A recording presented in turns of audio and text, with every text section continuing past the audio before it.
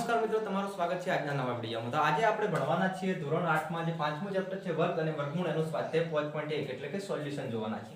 હવે તમારો ક્વેશ્ચન છે કે આપેલ સંખ્યાઓનો વર્ગ કરવાથી એકમનો અંક શું મળે। સૌથી પહેલા આપણે આ ક્વેશ્ચનમાં શું કરવાનું છે કે ખાલી વર્ગ કરવાથી એકમનો અંક શું મળે જોવાનું છે।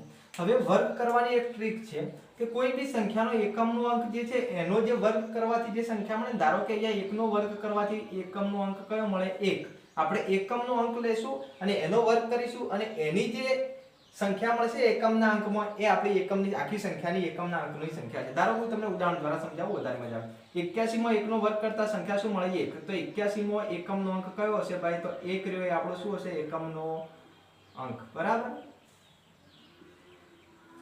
હવે ધારો કે 272 છે તો 272 માં આપણે શું કરશું, અહીંયા એકમનો અંક 2 છે તો 2 નો વર્ગ કરશું તો 2 નો વર્ગ કેટલો થશે 4, તો 272 ના એકમનો અંક કેટલો થશે સાહેબ 4 થશે, બરાબર। હવે 799 માં એકમનો અંક છે સાહેબ 9, તો આપણે શું કરવાનું 9 નો સ્ક્વેર કરવાનો, એનો જવાબ આવશે 81। 81 માં એકમનો અંક 1 છે તો 799 માં જ્યારે એનો સ્ક્વેર કરશું એટલે એકમનો અંક આપણને જવાબ મળશે ભાઈ 1, બરાબર।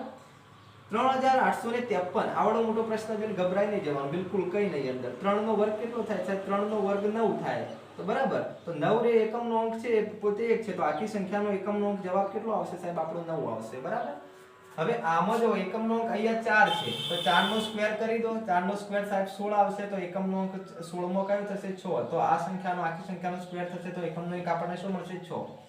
સેમ આ સંખ્યામાં કેટલો છે સાહેબ 7, 7 નો સ્ક્વેર કેટલો થશે 49, તો એકમનો અંક કયો આવ્યો 9, તો આખી સંખ્યાનો એકમનો અંક કેટલો થશે સાહેબ 9 થશે। આ 52698 બહુ મોટી સંખ્યા દેખાય સાહેબ, આમાં શું કરશું 8 નો સ્ક્વેર કરી દો, 8 નો સ્ક્વેર થશે સાહેબ 64, બરાબર, તો એકમનો અંક કેટલો આવે 4, તો આખી સંખ્યાનો એકમનો અંક કેટલો થશે 4। 99880 માં પાછળ કેટલા છે 0, મતલબ કે આનો સ્ક્વેર થશે તો આપણે એકમનો અંક કેટલો મળે, 0 નો સ્ક્વેર થાય તો કેટલા 2 0 લખીએ કે આપણે, મતલબ કે એકમનો અંક કેટલો મળશે આપણને 0 જ મળશે, બરાબર। આ સંખ્યાના જ્યારે સ્ક્વેર કરશું એટલે આપણને એકમનો અંક કેટલો મળશે 12796 માં 6 નો સ્ક્વેર કેટલો થાય સાહેબ, 6 નો સ્ક્વેર થાય 36, તો એકમનો અંક શું આવ્યો 6 આવ્યો, તો આપણે એકમનો અંક આખી સંખ્યાનો કેટલો થશે 6। અને છેલ્લી સંખ્યા છે આપણે 10મી, ધારો કે આને આ સંખ્યાનો એકમનો અંક 5 છે, 5 નો સ્ક્વેર થાય સાહેબ 25, તો એમાં એકમનો અંક આવ્યો 5, તો 55525 નો એકમનો અંક થાય સાહેબ 5। હવે હું તમને સાહેબ સંખ્યા આપી દઉં 18926, બરાબર। હવે તમારે કમેન્ટ કરવાની છે કે આ સંખ્યાનો વર્ગ કરવાથી શું કરવાથી, વર્ગ કરવાથી